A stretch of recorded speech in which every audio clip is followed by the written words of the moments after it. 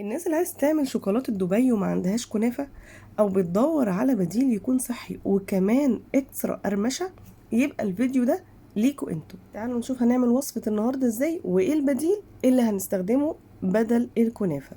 يلا بينا. الكيك عندي بضايع، رشة من الفانيليا، معلقتين كبار من السكر، ربع كوب من الزيت، هضربهم كويس قوي مع بعض. بعد كده هنزل نص كوب من اللبن، وهحط كمان كوباية من دي الضحى المنخول، عليهم معلقة صغيرة ممسوحة من البيكنج باودر. الوصفة بالتفصيل موجودة في قناتي أكلات على كيفك. هنزل معلقة صغيرة من الكاكاو وهسوي الكيك في طاسة من فوق، ويفضل انك انتوا تستخدموا الطاسة التيفال، لو ألمونيا يبقى دخلوها تستوي في الفرن.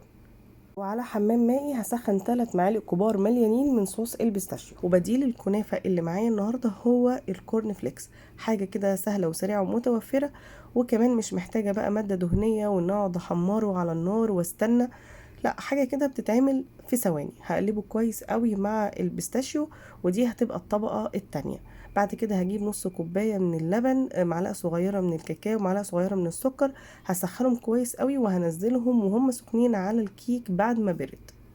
اضيف بقى الكورن فليكس، وبعد كده هحط الطبقة التالتة وهي شوكولاتة قابلة للدهن مع معلقتين كبار من الزيت على حمام مائي، ودي كانت الطبقة الأخيرة. وبتزينوا زي ما انتوا حابين، هي مش محتاجة تزيين، وبجد جميلة جدا، لازم تجربوها. لو عجبتكم وصفة النهاردة ما تنسوش اللايك والشير والكومنت بتاعكم الحلو، والسلام عليكم ورحمة الله وبركاته.